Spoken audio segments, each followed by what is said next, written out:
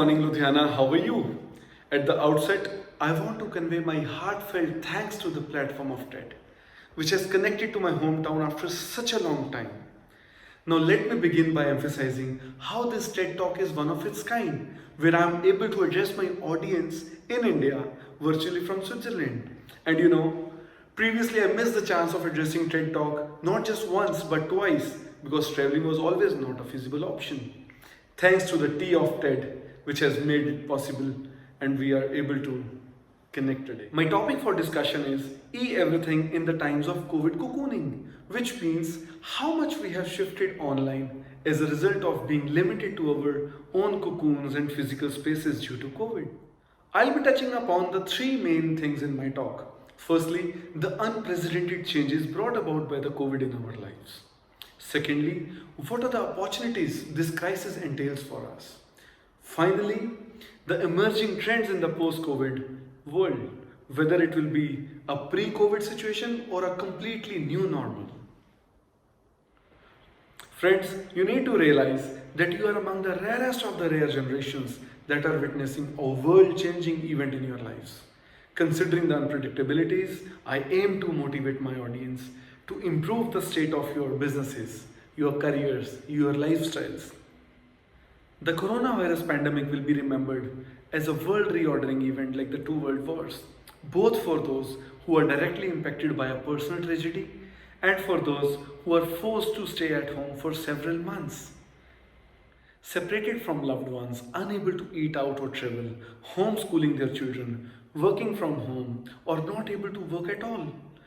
People across the globe found refuge online, creating virtual solutions for everyday interactions. The home has become the new office, the new school, the new yoga center, and even the new entertainment hub.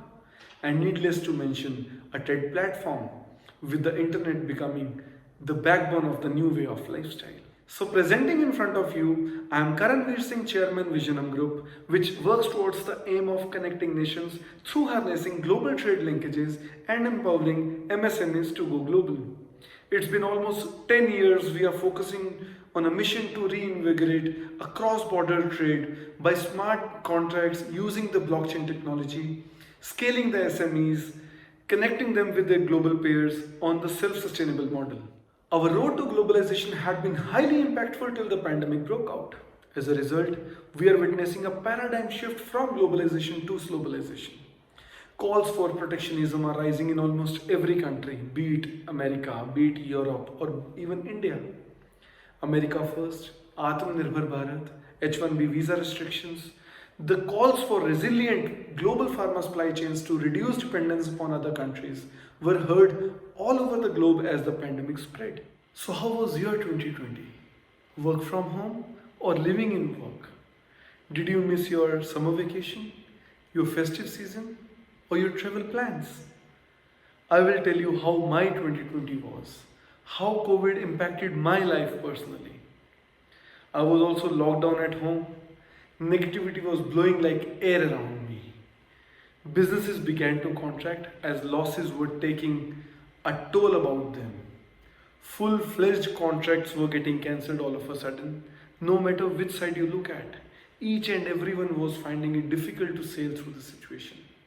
It felt like the world had stopped altogether. Like everyone else, I was into the same boat, where I also felt somehow dejected. Everyone I was speaking, including my partners, my stakeholders, all around the world, had the same kind of disheartening and discouraging answer. Unfortunately, all we could do was to wait for the pandemic to end. Following the trail of fake news and confusions around, it was even more difficult to find the symptoms of COVID. And in such a situation, when you are unaware of what is happening, whether if it's a normal fever or a flu, or it's a real virus that has hit us, how could one even think of a solution to it? Following all this, like everyone else, I also started dodging ways to get out of this situation and seeking ways in which I could shape my dreams. In the midst of this, one fine day, I came across a news clip from my hometown wherein some manufacturing association was approaching the local administration, requesting them to let their workers go back to their hometowns. Needless to say, surrounded with losses and cancellation of their export orders, they were trying to cut down the overheads in a situation where the survival for a close-knit family was a challenge that time. How could one bear the cost of feeding a group of 100, 200 workers in such a gross situation? This piece of news made me realize the severity of the situation all the more. On the other side, I was already hearing the news of the shortage of COVID essential items including PPE kits, N95 masks, gloves, sanitizers, which were actually needed for the healthcare workers as well as the frontline warriors. And ironically, that time India was importing most of these essential items from the same country which was supposedly responsible for the spread of the virus. With this ever rising cases, we were falling short of the essentials to safeguard our COVID warriors and the patients at large. Connecting this thought and the news I read, an idea clicked my mind. The idea was to fill the gap with trust and lay the foundation brick of Atmanirbhar Bharat. It was now the time that the nation began to understand a different meaning of the word independent. It was the time that we realized that we need to be vocal for local. Aware of the fact that Ludhiana is one of the largest industrial hubs for garments and hosiery, I thought that we were somewhere down the line not fully utilizing the machinery, labor and infrastructure that we possess. With this thought in mind, I started approaching my friends, neighbors who are already into the garment manufacturing to convince them to convert their garment manufacturing units into COVID essential manufacturing units. Why a muffler making factory couldn't make masks?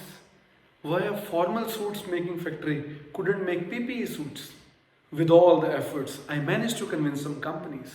They started manufacturing the COVID emergency essentials, and in no time, Ludhiana became one of the important hubs of the PPE suppliers. And now, we witness the day when Made in India labels could be seen on the COVID emergency essentials. In this process, India became the second largest producer of PPE kits in the world with a span of just few months. Now, with the flow of ideas in the minds of Atmanirbhar Bharat citizens, we had actually begun to realize what the true meaning of independence was. We were producing around about 4.5 lakhs of PPE kits on daily basis, approximately 3 million pieces on weekly basis. With all this happening, we not only were able to leave behind a bigger impact, but also managed to develop that trust factor amongst all the stakeholders, including the suppliers, hospitals, NGOs, and thousands of others involved in the process, that too without face-to-face contact. Surely, it was not easy to achieve in this remote world where we are living in today. My food for thought to all of you would be, build trust in your platform, your business, your vendors, your stakeholders, and all of those around you, especially during the e-everything era. Build trust to a level that we no longer need to worry for the things like personal meetings in this remote and a virtual world. We must understand that building or maintaining a face value is a thing of the past, and online presence, privacy, data security is the new normal. Focus on cybersecurity is the need of an hour. Development of a new set of skills for the post-pandemic scenario is what the people need. So now 2020 is almost gone. We are few weeks from 2021. So we need to ask ourselves, are we ready with the required skill set for the future? As companies go for dehumanization, skills like network automation, cloud cost optimization, cybersecurity and governance will be gaining demand. And when businesses are moving more towards flexible workforces, it's a great opportunity for the women, the disabled, and those who prefer non-traditional career trajectories. Critical thinking and problem solving, along with active learning strategies, technology design and programming, reasoning, leadership and social influence are some of the skills that will make you future ready in the next 5 years. While we are still in the uncharted territory, I am optimistic that the prioritization of the human values and the creation of new opportunities will pave the way for a better future. By the way, how much digitalized have we become? Do you know transactions on UPI and IMPS beat their all-time high records of touching 3 lakh crores of mark, and that too during the pandemic. E-commerce platforms saw a record high sales in the rural areas. Digitalization, which could otherwise have taken many years, happened in a matter of just few weeks. Surprisingly, demand for functional jewelry like earrings supporting AirPods, pendants with sanitizer holding capacity are in huge demand. Moreover, Maruti has reported a sale of nearly 2 lakh cars via online channel.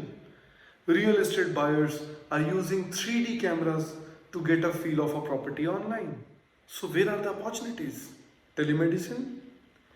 India's telemedicine market is projected to reach $5.5 billion in the next 5 years. And we have already started seeing the moves by big players like Tata's and Reliance in the e-pharmacy sectors.